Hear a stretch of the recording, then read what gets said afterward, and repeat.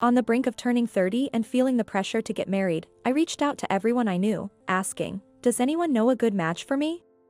Through a friend's introduction, I met John, and after dating for nearly a year, we decided to get married. 2 months into our marriage, I was at my breaking point. I wanted a divorce as soon as possible. There were a few red flags while we were dating, but my desire to get married was so strong that I turned a blind eye to all of John's flaws. It's true what they say, hindsight is 20/20ths. My name is Mia, and I'm a 29-year-old nurse. John, who is 8 years my senior, turned out to be a boastful and incredible liar. First off, his job title was a lie. John was actually just a supermarket employee with no specific position. I didn't intend to judge based on occupation, but he had claimed to be the store manager while we were dating, and given he was 37 years old, I naturally believed him. However, when we were deciding on the guest list for our wedding, he mentioned, "We have to invite the store manager, Alex, and the assistant manager, David," revealing his lie. "Wait, I thought you said you were the manager?" When I confronted John, he casually revealed, "I never said that. I mentioned I'd eventually become the manager." "What? You lied?" I was shocked and felt betrayed. But the wedding venue was already booked, and we had already introduced each other's families. "If you really mind, we don't have to get married," John said, threateningly. Regretfully, I replied, "No, let's get married," which I now realize was a mistake. "You didn't fall for my job title, you fell for me, right? The details don't matter. Just follow me without fuss." "Is that so?" John tried to act confident and cool, but frankly, it was anything but. Then why lie about being a manager in the first place? I wanted to point that out, but I kept quiet to avoid an argument. The next lie was about our living situation. This lie led to us living with his parents. Both John and I had been living with our own parents before marriage, but I had suggested, "Let's build a house halfway between our parents' homes when we get married." I've always dreamed of owning a detached family house. Growing up in a dilapidated rental house, I knew I wanted my own place once I was married. I had been diligently saving for this goal. John readily agreed, so visiting housing exhibitions and real estate agents became a regular part of our dates. But when it was time to narrow down our options, should we go with the place we saw last week? Being near an elementary school would be good, right? When I asked, John began, "My sister says she doesn't want to live near an elementary school because it's noisy. She prefers being close to a convenience store. And my mom wants to be near a hospital. My dad doesn't care where we live as long as there's space to display his puzzles. Why are your sister, mother, and father's preferences coming into this?" I was shocked because I had assumed it would be just the two of us. "What? You knew this, right? I'm the eldest son. It's obvious we're going to build a new duplex for the family to live together." This was completely new to me. I had always discussed with John about just the two of us living together, and I thought he was on board. If that's the case, I'm the eldest daughter, and my mother is alone at home. Your family has both your parents, remember? You're a woman, and I'm a man, it's different. Besides, your mother is okay with her daughter getting married, right? That's true, but I wasn't informed about this. As an only daughter, I was concerned about my mother living alone, and had initially considered marrying someone who would join our family. But finding a man who met the criteria proved difficult. After my mother told me, "I'll be fine, so put your happiness first," I started dating John. I didn't mention it, but you know, my sister doesn't work, and my parents are living on their pension. As the eldest son's family, it's our duty to support them. Wait a minute. Don't include me in this so casually. I might come to terms with living with my in-laws, but having his sister live with us too is something I can't accept. Despite being in a neat status since her high school days, his sister isn't suffering from any illness, she's perfectly healthy. She says she doesn't want to work because she prefers to enjoy life.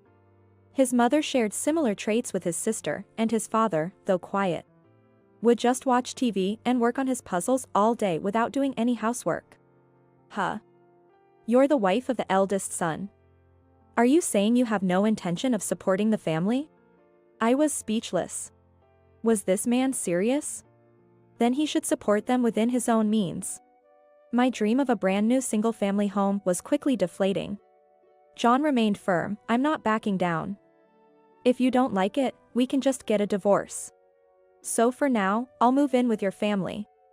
I believe that was the best play I could make under the circumstances. I postponed the idea of building our own house. I didn't want to waste the savings I had accumulated for our dream home during my single years. Thus, after getting married, I ended up living with John's family. Since John worked at the supermarket and I was a nurse, we both were on shifts. I also had night shifts. Shortly after moving in, I was woken up by my mother-in-law ripping off my blanket after a night shift, saying, "Sleeping until noon is unacceptable for a daughter-in-law. I just got back a little while ago, and I have another night shift tomorrow. Stop complaining and do some housework. Make lunch for us." "What are you doing?" I silently pushed my mother-in-law out of the room. This was no joke. I needed sleep. "Mia. Who do you think you are?" I could hear my mother-in-law still ranting in the hallway, but I ignored her. I locked the door, put in earplugs, covered myself with a blanket, and went back to sleep. I woke up around 3 p.m. and started doing housework. It's strange. In this house, besides me, there are 3 other healthy adults, yet why am I the only one expected to do housework and work? Then my husband came home. "Hey, Mia, I heard about it. You were home, and you didn't make lunch for my mom." "Well, I was tired. Besides, when I'm not around, you guys manage on your own, so why can't you do the same when I'm sleeping?" John scolded me while his parents and sister smirked behind him. "What about you? Weren't you supposed to work until tonight?" "I left early because my sister called about a family emergency." "All this because I didn't make lunch?" Ridiculous. My true feelings slipped out. This only added fuel to the fire, and John scolded me even more. Is marriage supposed to be this hard for a wife? With no peace at my in-laws, I found excuses to return to my mother's house on particularly exhausting days or on my days off. My mother welcomed me without a word. "I want a divorce." Yet, I couldn't bring myself to say it out loud. Then, the topic of moving came up at my mother's house. "They want us to move out next year?" The rental house my mother was living in had severe leaks. The landlord decided it would be better to demolish it rather than undertake major repairs. That's right. It's not immediate, but you know, there are the rescue cats. We need a pet-friendly apartment. After my father passed away, my mother started volunteering to temporarily foster abandoned or lost cats. Though we lived in a rental, it was an old house nearly 50 years old, and the landlord was understanding. "Then I'll help look too." It was a great excuse to fill my time on days off. It would help my mother, and I loved looking at properties. It was killing not 2, but 3 birds with 1 stone. While visiting various real estate agencies, my mother muttered, "A detached family house is just a pipe dream." Wait a minute. It hit me suddenly. A divorce would solve everything. A house is a lifetime investment, and I want to live with someone I truly want to be with. Oh. Cat Ears Construction? It was a construction company we stumbled upon by chance, but the sign had a cat picture on it. And a banner at the entrance read, "Homes for Cat Lovers." We couldn't help but go inside. The clerk, a very friendly woman, enthusiastically explained their offerings, including a catio, an outdoor cage for cats. I thought cats were strictly indoor pets. But it turns out they offer sunrooms for cats who enjoy sunbathing and large cages that allow cats to safely go outside through a special door. We listened intently and left with a bunch of brochures. As we left the store, I declared, "I'm going to get divorced and live with you, Mom." That came out of nowhere. My mom was surprised but didn't say anything more. I can't imagine John, his parents, or his sister changing for the better, and the mistreatment will likely get worse. I have no intention of just nodding along anymore. By the time I got home, it was already evening. I hurriedly started preparing dinner. I put the brochures in a bag and left them on the sofa to look at later. The laundry I did in the morning was still there. And the kitchen table was littered with the remains of the frozen pizzas and forks my in-laws and sister-in-law had for lunch. "You're the wife. How long do you plan to loaf around?" "I'm starving." Sorry about that. But your sister could have made something, you know. What? That's ridiculous. My sister-in-law was visibly upset, but I decided not to let it bother me. We'll be strangers soon anyway. Later that night, my husband came home and scolded me, "Hey. There's only $700 in the account for this month's expenses." I lied, "Oh, sorry. There was some administrative issue at work, so my salary will be delayed." "All right then. Make sure to deposit it as soon as you get paid, or it's divorce for us." "Sure," I replied. Last month, when we started living together, we discussed how to handle the household expenses. John insisted that I contribute almost my entire salary of $2,500, while he would only put in $700. He planned to keep the rest as his allowance, but I couldn't agree to that. I insisted on equal contributions, and through various means, I've only been depositing $700 for the past 2 months. Life continued much the same for a while. I consulted a lawyer, prepared for divorce, sorted my belongings, and kept busy with work and organizing my parents' home. John, who usually has different days off, recently started going out more often with his parents and sometimes even his sister. I found it odd, but it was convenient for me. Then, one day, John said, "I've bought a new duplex. We're going to sign the mortgage next Monday. Just so you know, if you oppose this, we divorce." He even showed me the divorce papers, very considerately.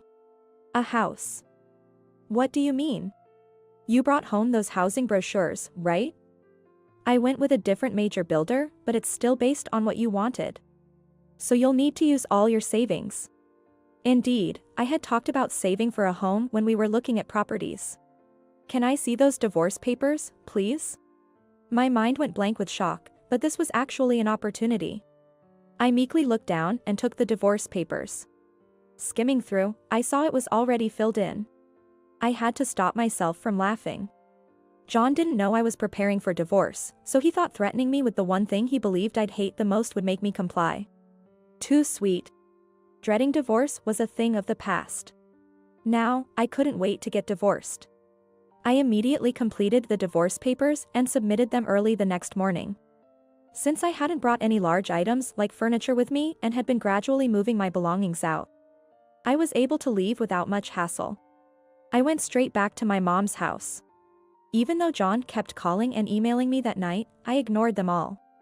A few days later, my ex-husband showed up at my parents' home. He brought his parents and sister with him, and all of them were fuming with anger. "Hey. What's the meaning of this? Why aren't you coming home?" I simply filed for divorce because I was given the divorce papers. I answered nonchalantly. "Don't mess around. I even built a house for us." "Well, you built that house without consulting me and threatened me with divorce if I objected." "That was your decision," I reminded him. Perhaps because we were at my mom's house, my mother-in-law was unusually quiet and tried to claim John must have been joking. Filling in divorce papers as a joke is not funny.